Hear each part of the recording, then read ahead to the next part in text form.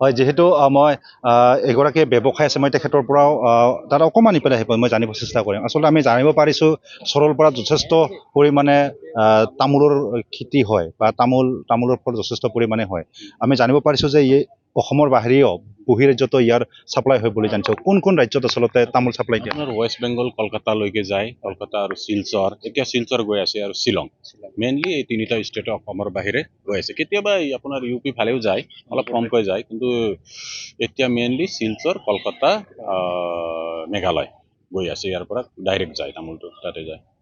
কিমান টন আচলতে আপোনালোকে ছাপ্লাই দিয়ে? ইয়াততো বহুত বছৰে বছৰে বাঢ়ি থাকে। যোৱা বছৰ যিমান হৈছিল তাৰ পৰা বাঢ়ি আছে। ইয়াত আমাৰ যিটো এৰিয়া আছে চবৰ ঘৰে ঘৰে তামোল আছে, যিমান মাটি আছে চবৰ মাটিতে তামোল আছে। এইটো একজেক্টলি কোৱাই নাযায় এইটো এই বছৰৰ কিমান হয়, যোৱা বছৰ কিমান, বহুত মানে বাঢ়ি থাকেতো বছৰত, সেইকাৰণে কোৱা নাযায়। মেইন জীৱিকা হ'ল আমাৰ তামোলৰ পৰাই আমাৰ স্কুলৰ খৰচ হওক, হস্পিটেলৰ খৰচ হওক। আপোনালোকে দেখিছে ইয়াত হস্পিটেল নাই, ডাঙৰ কলেজ নাই, আৰু চব এটা কিবা বেমাৰ হ'লে কোকৰাঝাৰ বঙাইগাঁও লৈ যাব লাগে, শিলিগুৰি বা গুৱাহাটী লৈ যাব লাগে। যি কৰিলেও তামোলৰ পৰাই কৰিব লাগে। মেইন জীৱিকা আমাৰ তামোল। তামোল বৰ্তমান কিমানকৈ যায় বহিৰাজ্যত যিহেতু আপোনালোকে ছাপ্লাই দিয়ে?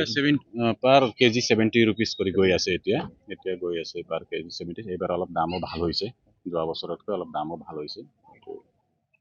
মানে ক'ব পাৰি যে তামোল খেতি আচলতে চৰলপাৰা যিটো তামোল খেতি ইতিমধ্যে বহিৰাজ্যৰ যি বজাৰ, সেই বজাৰসমূহ দখল কৰিবলৈ সক্ষম হৈছে। দখল কৰিবলৈ ধৰিছে, মানে ইয়াৰ তামোলো ভাল বলে, আৰু যিটো আমাৰ অসমৰ বাহিৰৰ তামোলটো যিটো 50 টকা কেজি হ'লে ইয়াত 60 টকা কেজি বা 55 টকা কেজি বিক্ৰী হৈ যায়। এই অঞ্চলৰ তামোলটো, চৰলপাৰা তামোলটো মানে এইটো ভাল বুলি সিহঁতে লৈ যায়। তেনেকৈ ইয়াত যথেষ্ট ইয়াৰ যি অঞ্চলৰ মহিলাসকল আছে তেখেতসকলে যথেষ্ট ইয়াত কাম কৰি যথেষ্ট টকা উপাৰ্জন কৰে। সিহঁতে নিজে স্বাৱলম্বী হয়, টকা উপাৰ্জন কৰি তামোলৰ খেতিত আপোনাৰ 4 মাহ ধৰি সিহঁতে কণ্টিনিউ তাত কাম কৰে আৰু নিজৰ ঘৰত পশুপালন কৰিবলৈ সুবিধা কৰে সিহঁতে।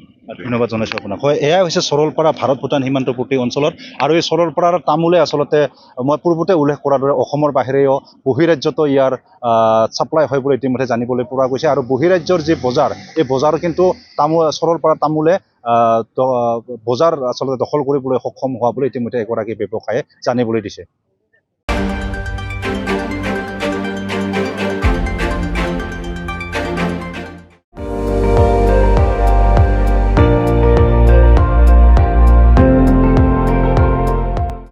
আপুনি চাই আছে ND24, সৰ্বশ্ৰেষ্ঠ নহয় সৰ্বোত্তমৰ দৌৰত।